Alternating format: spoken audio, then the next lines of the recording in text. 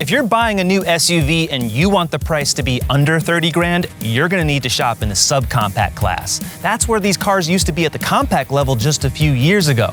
But even so, with elevated prices, cars like this Hyundai Kona are a really good buy. It's a crowded segment, and in the mid-30s, you're getting a vehicle that can approach the luxury premium segment in terms of the technology, the power that's offered, and the construction. Let's go for a drive. The Kona is in its second generation and was brand new for 2024. At CarGurus, we've tested the limited trim and the N-Line. We found the Kona to overperform in the segment, where it beat the Nissan Kicks, but also when it's against more affordable cars like the Chevrolet Trax, it can go a bit too far. The Kona has a blend of smooth and angular lines. All of the angles are on these fenders, the black plastic cladding that suggests it's an off-roader. It's smooth because of that satin chrome window finish that extends to the rear spoiler. It also mimics the smooth wraparound rear light bar that echoes the front. It's kind of nice. I do like this, but I also miss the N-Line, which had body color lower grills and also body color fenders. You cannot get that trim anymore for 2026. The Limited is carryover, and it's got these nice looking 19-inch wheels. They're aggressive. They remind me of the old Jaguar wheels, to be honest. On an SUV like this, that's a high praise. I like the color here. This is an optional paint color, red. I do like it also on the Santa Fe. Works pretty well on the smaller car, so I think definitely get a Kona in some bright colors. The Kona is funky looking, and really the only changes you'll see among the four trims are different wheel designs and sizes from 17 to 19 inches and slightly different colors for the trim pieces. That's about it. It's a good looking car, kind of strange in some angles, but Hyundai is always taking risks, and the next generation Kona, well, like I always say about Hyundai products, it won't look anything like this one. The Kona may be small, but the front is especially airy. The center console, I like the fact that it's here. It's not covered, but it does feel wide and open, and the visibility is great. For 2026, the only visible change on this interior is a slightly larger center console tray. Otherwise, the Kona continues the nice mix of digital and lots of analog controls. Everything is right at hand. On the Limited, you're getting an 8-way power driver's seat with 2-way lumbar, plus ventilated seats and a heated steering wheel. There's also soft door panels, but only if you're getting the top two trims. The rear seat is pretty roomy for short drives, even for slightly longer ones. And on this trim, the Limited, you get heated outboard seats. There's also air vents. I like that. You don't need a separate climate zone when you're in a car this small. With the seats folded, you can fit almost 64 cubic feet of cargo in here. That's a measurable amount, very big for a small car. And don't even consider doing this in the first gen Kona. You would barely get just over 45. And this car, even just with the seats up, it's over 25 cubic feet. So it's actually really versatile. This is compact level room in a subcompact size. The Kona performs best with the optional engine that's on the two top trims. It's standard on those trims. Instead of the base 2-liter inline-4, you're getting a 1.6-liter turbo 4 with 190 horsepower, 195 pound-feet of torque, and an 8-speed automatic transmission as opposed to the regular engine's CVT. This one is all you need because this is a small car, and it really does accelerate rather briskly in any driving mode. Sport mode helps out just a bit more, but not really necessary. The transmission shift points are pretty good, well spaced, responds well in the normal mode. Fuel efficiency, you might think it'd be really good, this being a subcompact, but it's just merely okay. On this trim with all-wheel drive, you're looking at 25 city, 28 highway. You're getting slightly elevated numbers if you're getting the 2-liter all-wheel drive, especially on the base SE, but you're not going to be pushing into the 30s with this car, and there's no hybrid option available. But if you want a full battery electric model, the Kona Electric, that is available, and we do review that separately. There's a fair amount of noise that comes through here, particularly for wind and tire noise. It's expected. I don't expect this to be any lower. I certainly wouldn't want it to be higher, but it's just fine for this class especially. The steering could be a little more accurate off-center because when you're driving at higher speeds, you don't have really much off-center feel, so sometimes you'll have to make some more slight corrections than you would in other cars, say like the Chevy Trax or the Nissan Kicks. Those models really have such better tuning on the steering racks. This one, you kind of have to hunt around a little bit. It's not bad, but it's definitely below the class leaders for sure. And if you're one, you like semi-automated driving, you want some lane centering on the highway, you gotta get the Limited. It's the only Kona trim that comes with highway driving assist. It's not a hands-free system, but it comes pretty close. There's definitely a lag when you really put your foot into it, so it's not happening at mid-range, but it's definitely happening off the line. And if you're on a slight hill, anything like that where the wheels just might not have just enough grip, the Kona performs really like a front-wheel drive car, even with this all-wheel drive powertrain. So what you have to do is press the all-wheel drive lock button here on the console, and if you do that, it's always splitting the torque 50-50. When I did that, I noticed a big difference in how this car launched, especially in looser surfaces versus the standard mode.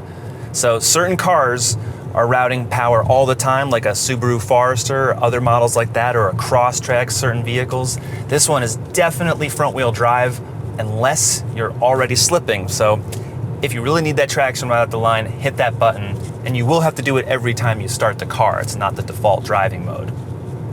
Another benefit with the all-wheel drive trims is that you get a multi-link rear suspension as opposed to the standard Kona's torsion beam. It's a better setup, allows more wheel control, better balance. It's a more expensive setup, and it certainly fits better with the rear axle, so that's why Hyundai did that. The regular Kona is just fine, but this one just has that much better body control. But the body motions, I will say, not quite as good. This suspension is definitely soft. We're riding just over 8 inches off the ground.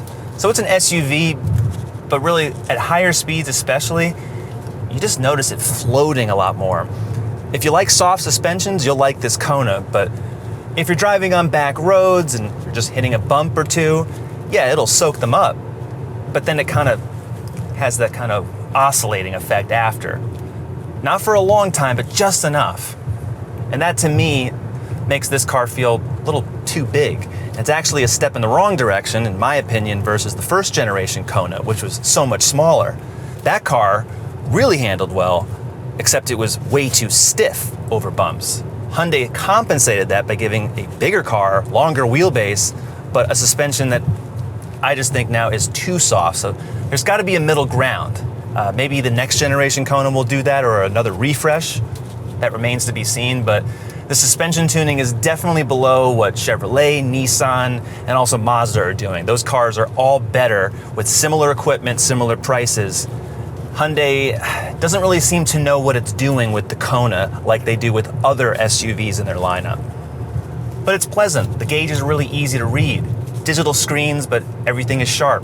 Lots of analog controls. So driving this car, including all the sight lines, all the space inside here, it's good.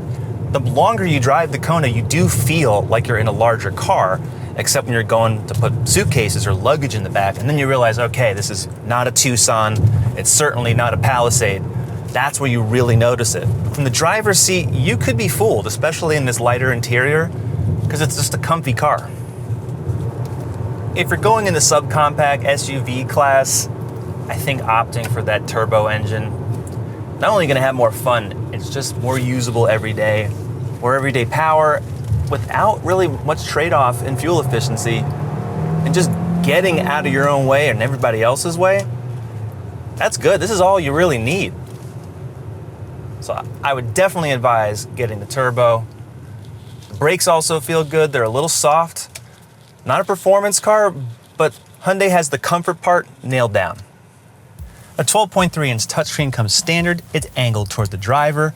Easy tiles. A lot of this stuff is really just extras, online manual, vehicle diagnostics, weather. You're not really gonna be using that much. You'll probably be using the shortcut buttons more often.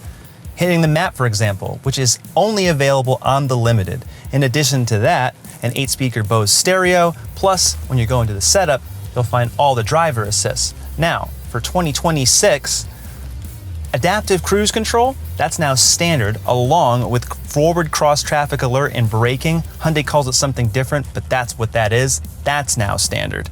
The only other things that you won't find in other trims, but you will find in Limited, are 360 cameras, which truly are some of the best out there. Tons of views, just excellent.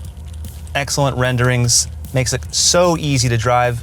Do you need it on a car this small? No, but it's a great extra. Remote Smart Park is also available with the key fob, plus there's a digital key and Wi-Fi. That's what you get when you upgrade to the Limited. More than anything, I like the fact that when you go through these menus, and you only need to do this to just set up the car. You don't need to do this for everything. It makes it really easy, simple. You can see everything read out here for you. Shortcut buttons, again, volume, all manual climate controls. Down here, see, I can do that without having to swipe the screen. And wireless Apple CarPlay is also standard along with Android Auto, wired or wireless. Everything here is so easy to use that you don't mind that there's some features up here because so much of the everyday functionality is all in front of you like every car has been before it.